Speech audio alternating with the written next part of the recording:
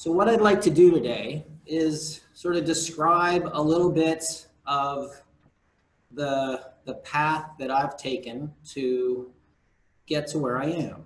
And it turns out that my sort of passion has been really to try to understand the biology that underlies when bad things happen after injury, including surgical trauma. And as important as understanding the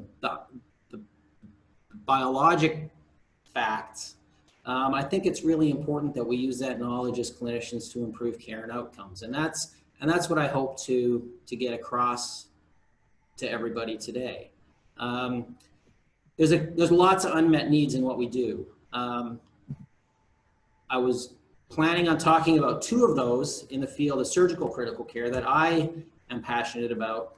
But in the interest of time, I think I'm going to focus a little more detail on nutritional support and how things have evolved over the past couple of decades in ways that I think sort of illustrate what is really sort of translational research that clinicians and clinician scientists do.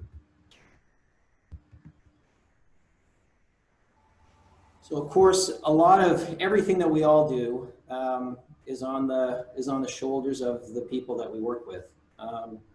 This is, as many of you, or as perhaps all of you know, these are my colleagues, my general surgery and trauma colleagues at Harborview.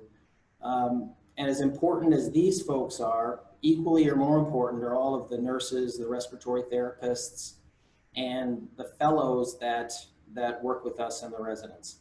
So a lot of the work that I'm going to show today is you know, I couldn't do it without all of these folks, and particularly the fellows. So hopefully I'll identify the fellows, and some of those names will be familiar, some of them won't, but really it turns out that these stories are as much about people as they are about ideas.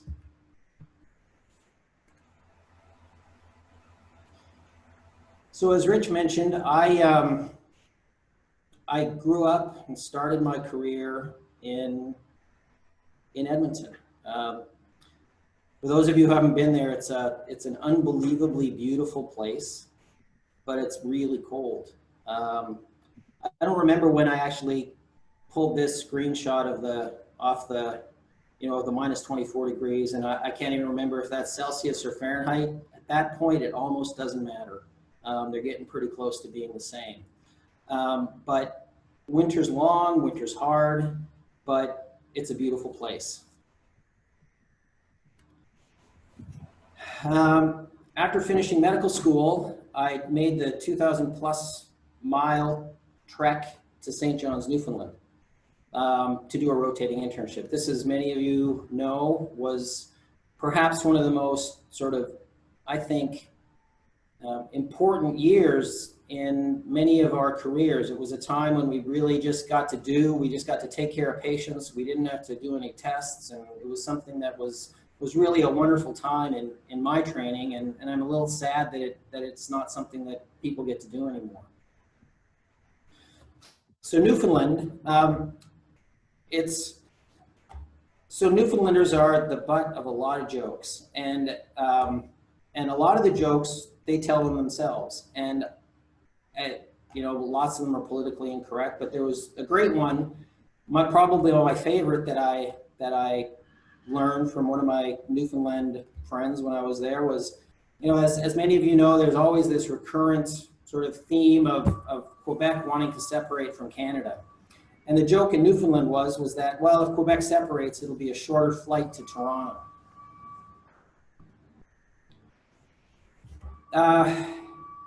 My year in Newfoundland was formative.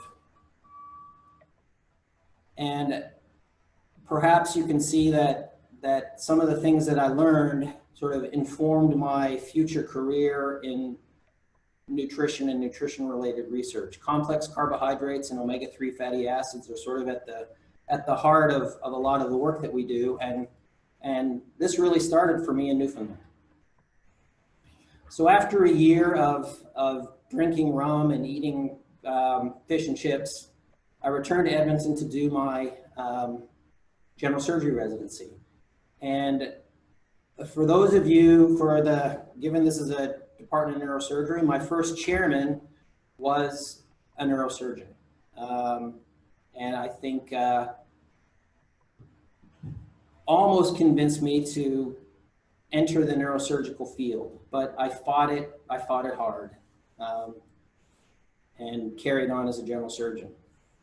So any good Canadian and any good Edmontonian would be remiss if they didn't include a story about the Edmonton Oilers in their talk. I grew up watching the Edmonton Oilers and Wayne Gretzky win Stanley Cups.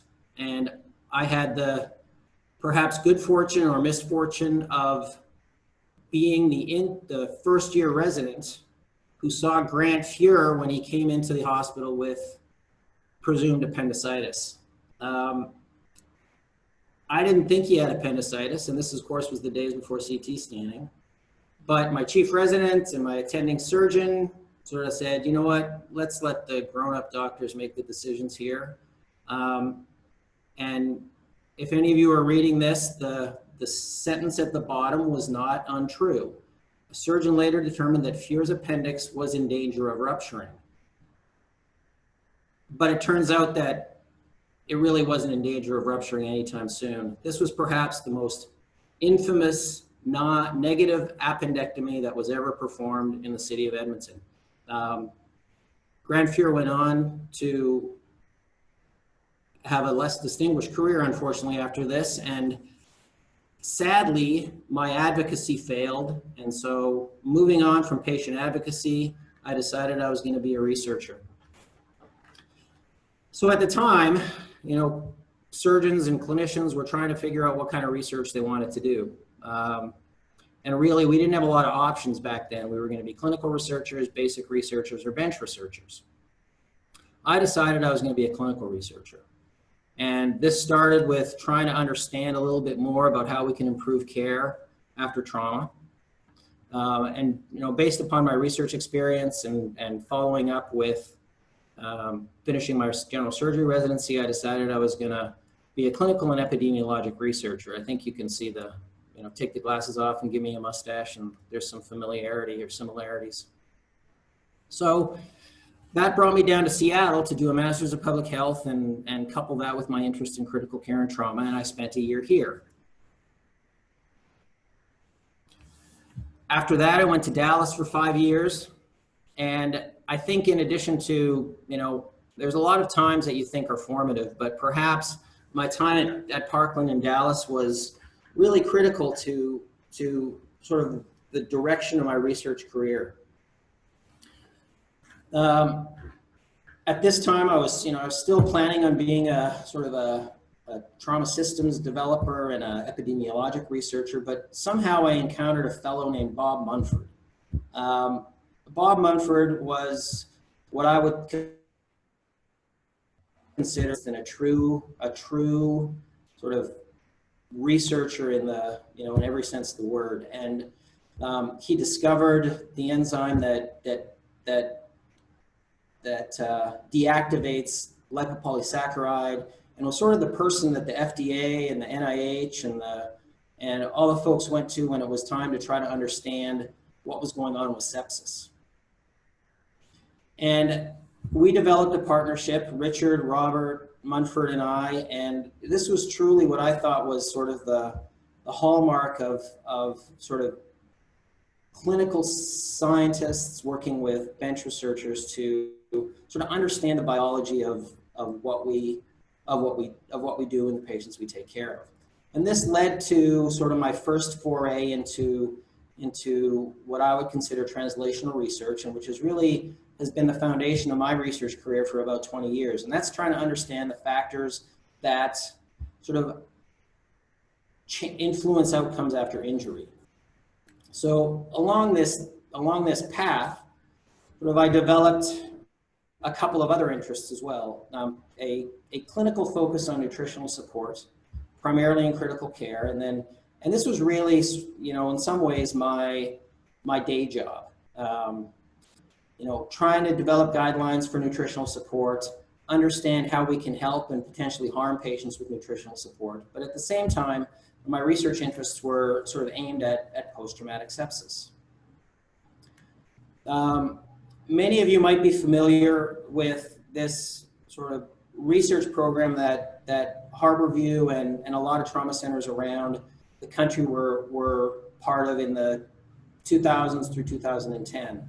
And this was a group that I participated in and really sort of began to link sort of my interest in nutritional support and my interest in translational science. And we used that to sort of develop a lot of standards for trauma care, at the same time trying to understand some of the biology underlying poor outcomes. And my focus in this was to really focus on how we delivered nutritional support to the trauma patient. And what we did was we used sort of our Harborview approach to nutritional support, and really, made an effort to get that established at other hospitals. One of the things that many of you are probably, or some of you at least, are aware of in our critically ill patients is that we're fairly aggressive in trying to make sure that patients get sort of what we consider adequate caloric support. And one of the ways that we do this is not to stop enteral nutrition in advance of surgery. What we found was that as in a lot of hospitals, a lot of patients are scheduled for surgery tentatively, and a lot of times that surgery is canceled or delayed. And what we found was that was really interfering with our ability to deliver calories. So we instituted this change now more than a decade ago. And at the time, that gave us the opportunity to do a really natural experiment. We had this new way of feeding patients, and all of the other hospitals in our multi-institutional cohort really weren't following that approach. So we wanted to try to understand whether we were able to improve our nutritional support. So this is just a summary. Brody was a general surgery research fellow in our T32, and I'll get back to Brody in a minute, because Brody was really central in taking our interest in clinical sort of research related to nutritional support and developing a translational research program around that. So just briefly, what we found was that just this simple change, by not stopping enteral nutrition in advance of surgery, we were able to increase the amount of calories that a patient got, particularly during the first week. And of course, a lot of people are worried, well, are we going to cause problems by doing this? Are patients going to aspirate? Are they going to get respiratory failure? And at the bottom of this slide, what you can see is that both before and after implementation of this change, ventilator-associated pneumonia actually didn't increase, and adult respiratory distress syndrome actually decreased. So at the very least, we weren't harming patients by giving them more calories. And then at the same time, we compared this to other hospitals in our consortium, and basically what this graph is showing is the caloric intake on each day after injury. And this is pre-implementation. So at Harborview, we gradually increased our caloric intake, and what we showed post-implementation is that this increase occurred earlier. And at other hospitals, we didn't see this change. So really what we were able to do was, with this implementation, we were able to increase caloric intake without any evidence of harming patients. Of course, the response to trauma is a lot of things, but really the fundamental thing that's happening is that we're breaking down our muscle. There's a lot of muscle catabolism going on, and we are using these proteins for glucose production, for reprioritization, and we very quickly are developing a protein deficit and really cannibalizing ourselves. And so how can we then try to understand which of our our omics approaches can we use to try to understand what's happening after injury? And it turns out that probably the most rapidly responsive part of this is metabolomics. Metabolomics is a bit of a younger field than genomics and proteomics, but we're pretty fortunate here to have probably one of the best groups in the world that are able to do this. So Brody Parent decided that why don't we try to understand and apply metabolomics to our trauma patients? And so through a series of studies, Brody was one of the first people to try to understand really what happens to our metabolic responses after injury. And this is just sort of a summary of his first study, where we took 10 trauma patients and studied them over time, and we compared them to 5 healthy controls. And the figure on the right is what some of you are probably familiar with, but it's called a principal components analysis. And essentially what that does is it takes all of these various metabolites and parses them out in a way that sort of separates patients into groups. And what this shows is that in panel A, our volunteers were, not surprisingly, fundamentally different from our trauma patients. And then panel B basically shows how these trauma patients change over time. The blue circles represent sort of a sort of established, critically ill trauma patient, where day 1 and day 3 sort of cluster together. So what we were able to show here is that there's clearly global differences that change over time after trauma. Of course, this isn't surprising and probably doesn't really help us a lot in trying to understand specifically what's going on. So what this shows is this now takes all of these metabolites that we study and puts them into pathways. And on the x-axis is what's called the pathway impact. And that basically reflects how much of an impact an individual metabolite has upon a particular pathway. And then the y-axis is sort of the adjusted sort of p-value significance of that. And what's important here is that really the fundamental or the most primary differences are changes in amino acid metabolism. And these are just a couple of examples that, pretty soon after trauma, most sort of circulating amino acids are suppressed. And this is just an example of 3: isoleucine, valine, and ornithine. Each of these figures show sort of the trauma patients over time, day 1, day 3, and day 7, relative to healthy volunteers. And what you can see is that initially amino acids are suppressed, and then eventually they gradually increase over time, approaching what we see in healthy volunteers.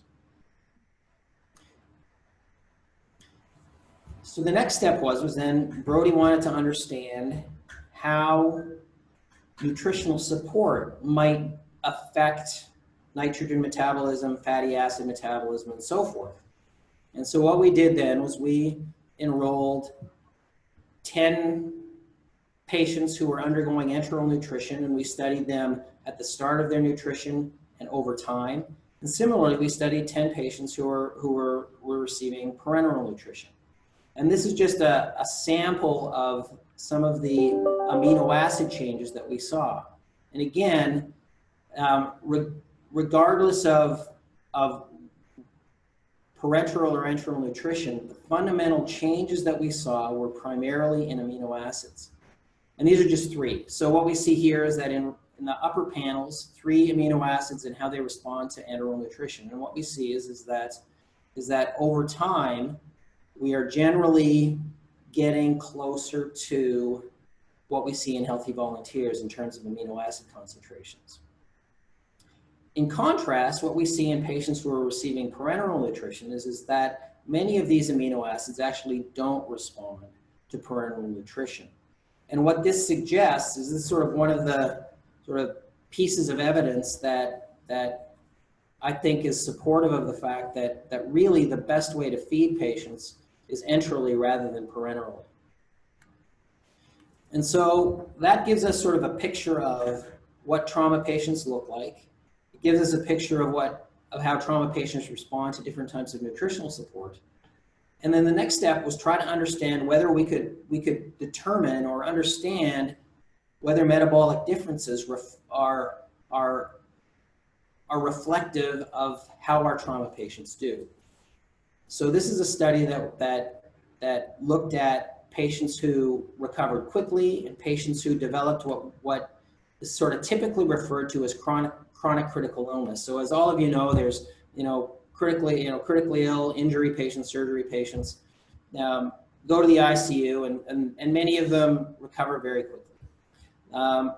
Some of them don't. Some of them, for whatever reason, tend to languish in the ICU and develop this thing that we call chronic critical illness. And so we wanted to understand whether their metabolic profiles were different. And so we hypothesized that there was persistent evidence of inflammation, immune suppression, and catabolism that exists up to 7 days after injury and would be able to identify patients who are going to go on to develop chronic critical illness. So we compared patients who recovered rapidly with patients who either took a long time to recover or didn't recover and died. And the techniques that we used were least square discriminant analysis, and I'll show you some of those results. And we compared individual metabolites and the enrichment topology that I showed before. So of about 200 patients, 33 recovered rapidly and 27 didn't. And then we also had some uninjured controls to compare. And just as by way of differences, patients who didn't recover as expected spent longer in the ICU, spent longer in the hospital, and spent fewer days off of the ventilator and fewer days out of the ICU. So this was a pretty substantially different group of patients. And so what we found was that, again, this is our components analysis, and what we see is that the subjects who progress to critical illness or die are clearly different globally in a metabolic response from those who recover rapidly. Many of you are familiar with looking at these sort of heat maps when we're looking at gene expression, whether it's in a tumor or whether it's in leukocytes. And basically what this shows is that there were 38 metabolites that were substantially different in those patients that went on to chronic critical illness or died as compared to those that recovered rapidly. And this is this pathway enrichment analysis, which with the impact of the metabolite measured on the x-axis and the importance in terms of statistical significance measured on the y-axis. And the next slide is just going to highlight those which are related to protein metabolism. So once again, this shows that when we take a broad look at metabolic differences, the ones that are fundamentally driving differences, or at least related to differences in outcomes, are those related to protein metabolism. And so while we've been doing these studies, sort of the critical care world has been sort of in parallel coming to the notion that why are we so focused in giving patients calories when really what's going on is a problem with protein catabolism and perhaps insufficient protein delivery. So in light of all of this, a lot of work and a lot of sort of gnashing of teeth in some ways as to, well, what can we do to sort of address this protein problem?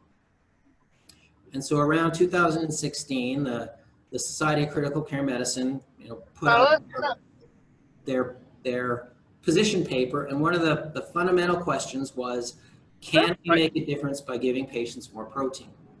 And what you'll see down here is that this amount of protein, up to 2 grams per kilogram per day, is really a lot more than we have historically been giving patients. The question is, can we give patients this amount of protein safely, and does it make a difference?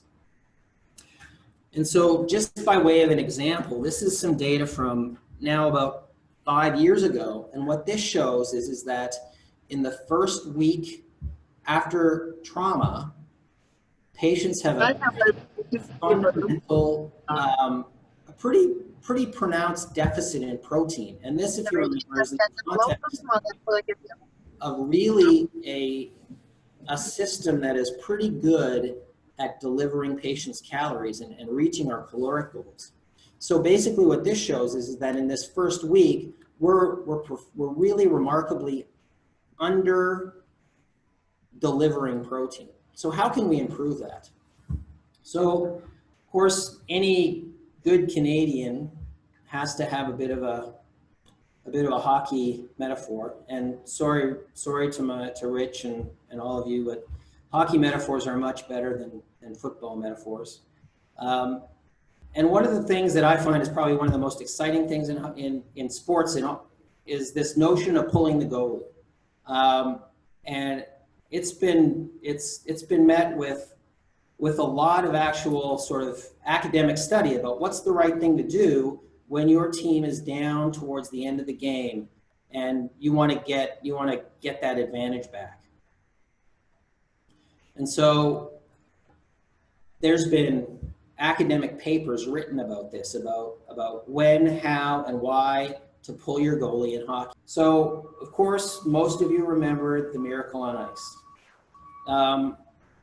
The game between the United States and the Soviet Union was obviously the one that gets the most press, but there's probably some other really important things around that time.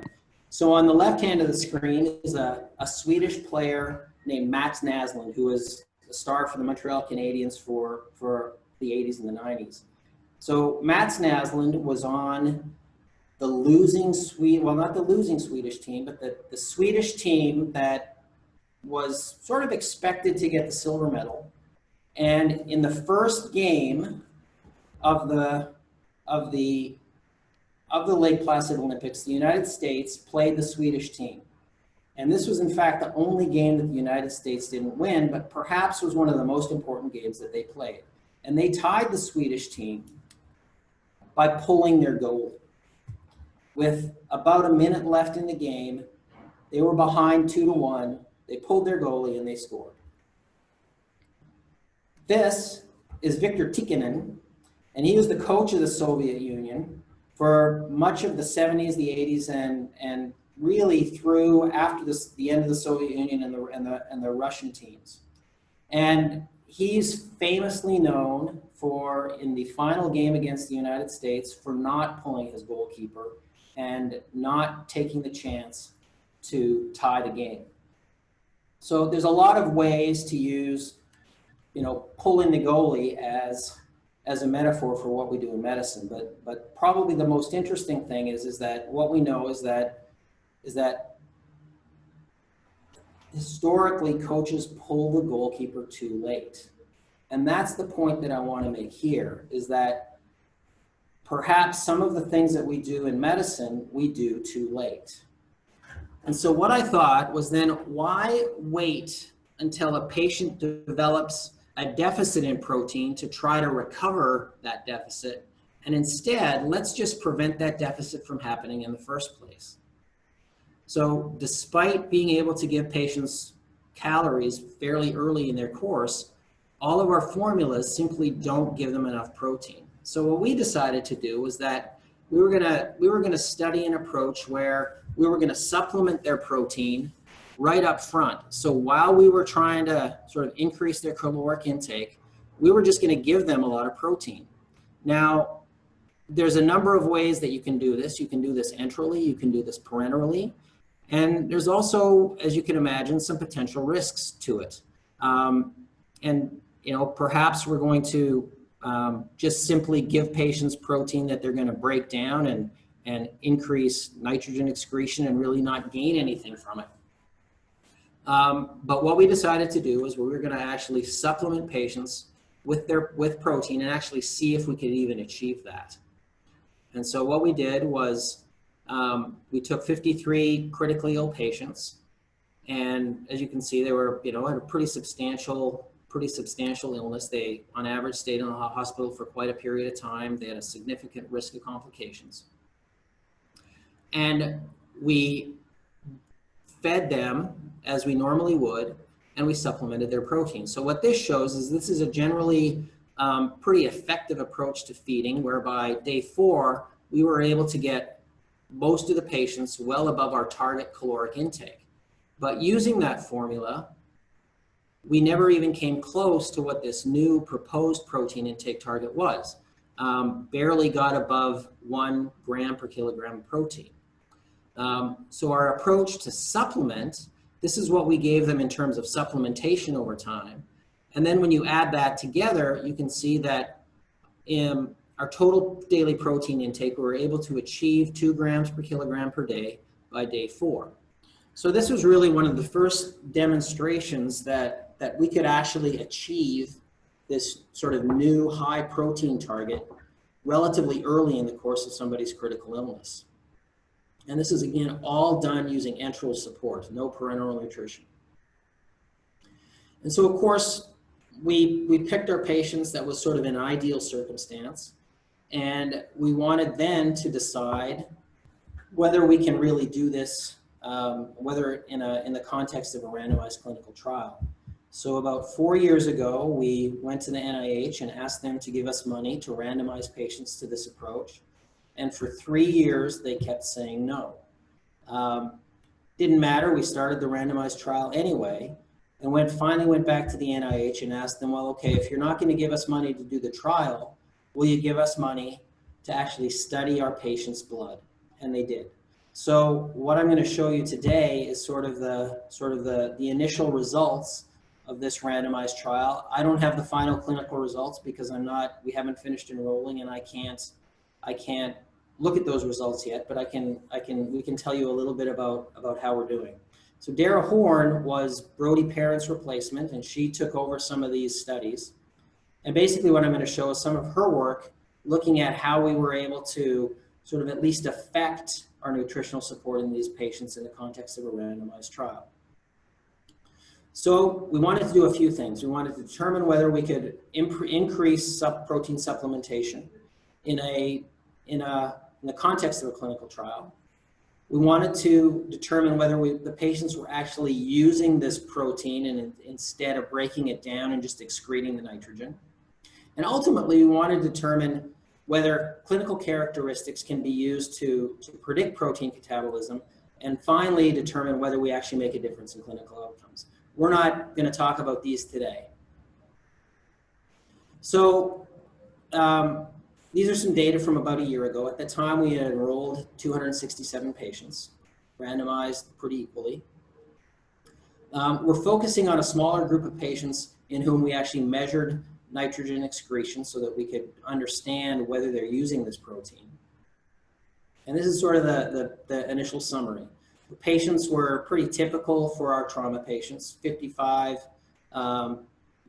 years old, mostly male.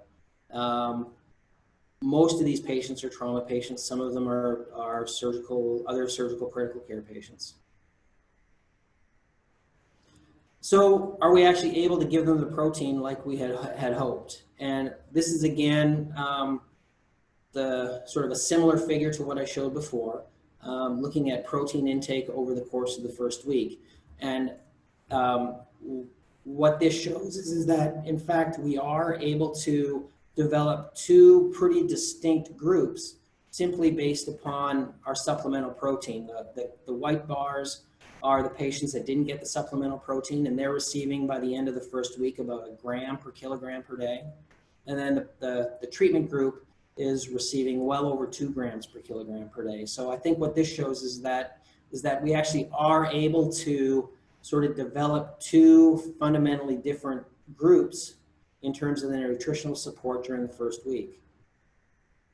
So the next is to try to understand, well, if we're able to give them more protein, are they actually using this in a way that might be beneficial? And so how we do this is that we measure the amount of nitrogen that we're giving them in their nutritional support, and then we measure how much is excreted in their urine. And so what this is this is just a summary of the nitrogen balance. And what you can see here is sort of net nitrogen neutrality is 0. The open bars are the control group, and the gray bar is the treatment group. And what this shows is that at the end of the first week, patients in the control group are net negative in their nitrogen balance, whereas patients in the treatment group are on average neutral. And what this translates into is about a 4-fold increase in the chance that a patient is actually going to be achieving nitrogen balance at the end of the first week. So what can go wrong with this? Well, as you can imagine, giving patients a lot of protein might simply increase their blood urea nitrogen, and if they're prone or tending towards acute kidney injury, we might hasten that. And so what this shows is that that's probably not the case. The no treatment group, or the control group with the dark, and the treatment group in the light gray, over time, their blood urea nitrogen really isn't substantially different. And in fact, later on, you can see that in the control group, their blood urea nitrogen is higher. So what we have sort of concluded is that we're able to administer protein safely and earlier than otherwise have been able to do, and that we can achieve a neutral or positive nitrogen balance about 4 times more frequently using this approach. We have about 100 more subjects to enroll, and that hopefully will be able to tell us if we're actually improving their outcomes. And so I think I'm going to leave it at that. I think, just to summarize, this was a fairly sort of high-level look at some of our translational research aimed to improve outcomes in critically ill patients. And I think, you know, for some of the younger surgeons, I think it really highlights the role that we have in the research enterprise. I mean, we're the ones that see the patients. We're the ones that recognize what needs to be done and where the improvements need to be made, and linking up with scientists is important. But I think it's really important not to underemphasize the role that we play in these research enterprises.